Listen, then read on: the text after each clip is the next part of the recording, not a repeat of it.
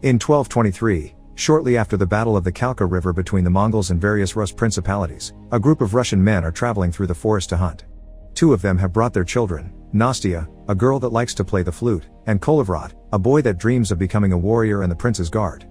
Unfortunately, they're suddenly ambushed by a group of Mongolian soldiers led by Commander Kostovrol. After losing her flute, Nastya takes a horse to town to ask for help while Kolovrat stays back, trying to fight as well. All the Russian men are killed and Kolovrat grabs two swords to defend himself, but before he can do anything, Kostovrol throws bolas at his neck and knocks him out. 14 years later, an adult Kolovrat wakes up tied to a bed with no memories and freaks out. Older Nastya is used to this reaction and rushes to his side to explain everything. The Mongols had left him for dead, so Kolovrat got to survive. Now he's a foreman in the prince's guard. He's married to Nastya and they've had 2 children together. Hearing these words and walking around the house helps Kolovrat remember, but he doesn't even get to have breakfast before one of his soldiers, Khan, comes to pick him up to go to the city walls. When they arrive there, Prince Yuri of Ryazan asks Kolovrat for his advice on what to do about the men on horses that are approaching the city.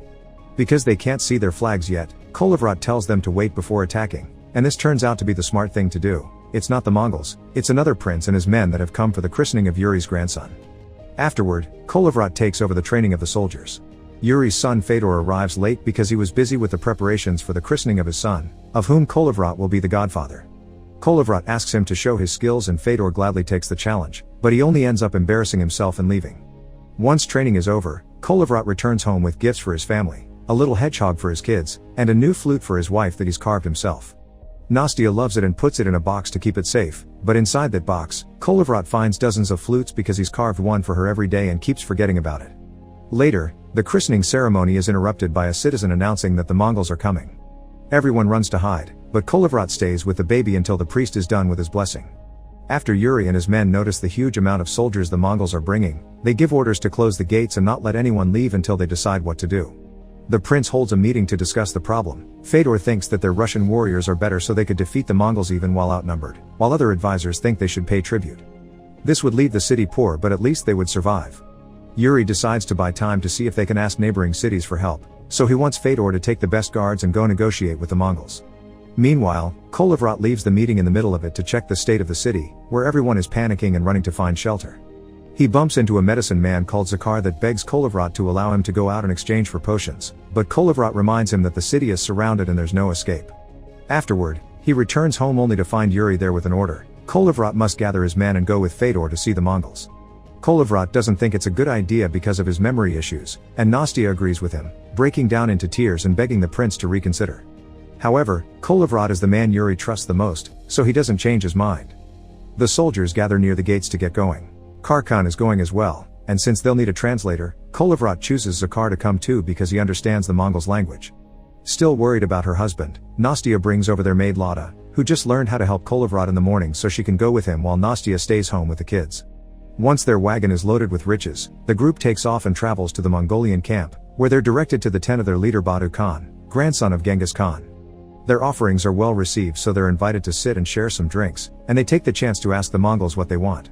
Badu Khan says he wants nothing and the Russians came uninvited, but he's curious about their people, so he'll have Ryazan as his first Russian city. Every man that kneels to Badu Khan will be well fed, but Fedor replies by saying he wants to see Badu Khan kneel instead. This is taken as an insult, so Kolovrat, who has been staring at Badu's big map, stands up and comes in Fedor's defense, announcing their city will only be taken over their dead bodies. Badu Khan claims he'll never kneel for anyone, but he respects Kolovrat's guts, so he gives him a talisman with a letter of transit. This letter allows a person to walk through enemy territory without being attacked or harassed. Then, Badu Khan invites them to watch a little show while they enjoy their drinks. This is a trick to distract the Russians so the Mongols can ambush them, but the plan doesn't work. The table is being held by Russian slaves and they see the Mongols approach, so they warn their countrymen just in time. A fight ensues and Kolovrat takes everyone out of the tent, including the slaves, and they slash their way through a bunch of soldiers in order to steal some horses and run to the forest. Sadly, Fedor is hit by an arrow, so he decides to stay behind to buy his friends some time and is killed by Kostovrol. Badu Khan doesn't think they're worth pursuing and orders the horde to get ready for an attack instead. A few hours later, Kolovrat's group is having trouble crossing the forest because of an extreme snowstorm. Suddenly, they're approached by a giant bear, but the animal doesn't attack because it's under the control of fellow Russian Nestor. This man takes them to a huge cave so they can rest until the storm is over, but Kolovrat refuses to sleep and asks Nestor for a potion that can keep him awake for the sake of his memories. However, Nestor refuses to prepare such a thing because he thinks waking up every morning with no memories is a blessing that lets you start your life anew. Kolovrat tries his best to stay awake in front of the fire and realizes he still remembers the map he saw back in the tent, so he writes it down before he forgets. Once the weather calms down, the group leaves, leaving Nestor behind in his cave. However, by the time they return to Ryazan, it's too late. The Mongols have already destroyed the city. Most of the buildings have been hit by catapults, the main bell has fallen from its rope, Yuri was killed by archers, Fedor's wife decided to jump with the baby before getting caught, and Nastya with the kids stayed in the house until it collapsed from a fire.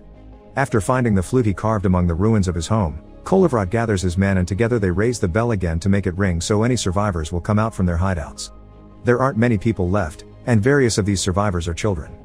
Suddenly, someone announces that the Mongols are coming to finish them off, so Kolovrat quickly makes a plan. While everyone hides, he stays under the bell and pretends to let the Mongols capture him, but as soon as they come closer, Kolovrat attacks. His dual wielding of two swords in a circular motion is extremely effective and kills many enemies in seconds, and once Kolovrat has lowered their numbers, his men come out and help him finish them off. Now that the fight is over, Kolovrat comes up with a plan. He sends 3 messengers to warn the neighboring cities and ask for their help, and the children will be sent to hide in Nestor's cave. Kolovrat and the soldiers will try to make the horde turn around and keep them distracted, they only need to figure a way to do that. Thankfully, Zakhar has an idea. He prepares a special potion that they pour into the water the Mongols are drinking from, making them all sick. To make sure they get the message, Kolovrat tears off part of the letter of transit and ties it to an arrow that he shoots at the camp for Kostovril to find. The commander sends some soldiers after Kolovrat's group to get revenge for the water, but it's all a trap. The Russian soldiers are expecting them and easily kill them with their arrows. Once they're safe, Kolovrat passes out, not being able to stay awake any longer after 3 days of not sleeping. While the group sets up camp, Lada ties Kolovrat to a tree and watches over him while praying to the gods that he falls for her. When night falls, Lada wakes Kolovrat up so he can eat something.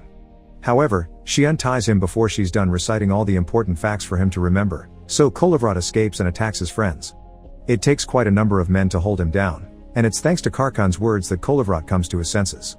Then, Kolovrat apologizes to his brothers-in-arms and comforts a crying Lada. Meanwhile, 2 messengers safely leave the area and reach the neighboring cities, but when they talk to the princes, they refuse to help, preferring to stay behind and protect their homes. The 3rd messenger is hurt and passes out on top of the horse, so the animal gets lost and takes the wrong road. The following night, Kolovrat and his men sneak inside the Mongolian camp wearing costumes and face paint to make them think they're spirits. Some soldiers run away and the Russians kill the ones that don't too, then use the catapults to attack the Mongols with their own weapons. Before leaving, Kolovrat leaves another arrow with a piece of the letter so Kostovril knows who did this. As revenge, the Mongols capture the lost messenger to torture him. Kolovrat and his men hide in the forest and go to sleep early, confident that they'll get help in the morning. Lada tries to lay down next to Kolovrat, unaware he's awake, so when he turns to look at her, she thinks he's waking up and begins reciting the memories. This includes pretending to be Nastya, but Kolovrat calls out her lie before hugging her and reminding her she's all he's got left from home. When morning comes, Kolovrat goes deeper into the forest to check some weird noises, unaware that Lada is following him. That's how he finds the 3rd messenger's dead body, which was left there as a trap. Now Kolovrat finds himself surrounded by Mongols. While Lada runs back to camp to ask for help, Kostovril watches with awe how Kolovrat fights all the soldiers on his own as a snowstorm begins blowing around him. The commander tries to stop him with his bolas like he did years ago, but this time, Kolovrat stops them with his sword. As the storm gets worse, Nestor and the bear arrive, killing a bunch of Mongols and scaring the survivors away. When the soldiers return to their camp, they tell terrifying stories of what they just saw. Kostovril hadn't believed the trick of the spirits, but now he's seen Kolovrat command a storm and a bear, he's starting to believe as well. Batu Khan is disappointed by his men for believing such things and orders his army to turn around, determined to find a way to prove there's nothing magical about this war. Back to the Russians, Nestor frees the bear and joins Kolovrat's army. He's also brought a few men with him from nearby villages. The group celebrates when Karkan returns with some good news. Just like they planned, the Mongols are turning around and following them instead of going after the other cities. There's only one problem left, the sleigh full of children Nestor had been taking care of in his cave. Following Zakhar's idea, Kolovrat decides that the group will stay behind and hold the line while Karkan takes Lada and the children to the river. There, they can host the sail on the sleigh and travel faster than any horse. This way, the survivors can rebuild a new Ryazan in the future. After the sleigh leaves, the men begin working on various traps and wait at the top of a hill for the Mongols to arrive. When Batu Khan finally gets there, he brings an immense army with him and wastes no time in sending some men after the Russians. This first attack fails because the soldiers fall for the traps and the archers, which make it difficult for the Mongols to climb up the hill. Meanwhile, Khan finds the road blocked, so he frees the horse and asks Lada and the kids to help him push the sleigh through. The battle at the hill continues. The Mongols shoot their arrows too, and after taking down a few Russians, they finally climb up and begin fighting Kolovrat's men hand to hand. Nestor and Zakhar die while Kostovril comes for their leader, but Kolovrat easily defeats him with a clean cut of his 2 swords. The Mongols still outnumber them though, so the Russian soldiers slowly fall one by one, but at least they protect the hilltop long enough for Khan to reach the river. However, he finds a little problem. The knot around the sail is frozen and they don't have any fire. Lada makes the kids breathe over the frost, which frees the rope and allows them to release the sail, so now they can escape safely. With only a few men left, Kolovrat defeats the remaining Mongols at the top of the hill and puts up his flag. Badu Khan feels like they're being ridiculed and sends a messenger to find out what the Russians want, but Kolovrat gives him back the same words they received a few days ago: they want nothing and the Mongols came here uninvited. As a furious Badu Khan orders his men to fire the catapults, Kolovrat notices the sleigh sail at the river, celebrating the survivors have managed to escape right before he's knocked out by a rock. When he wakes up seconds later, Kolovrat has all his memories, but finds all his men dead.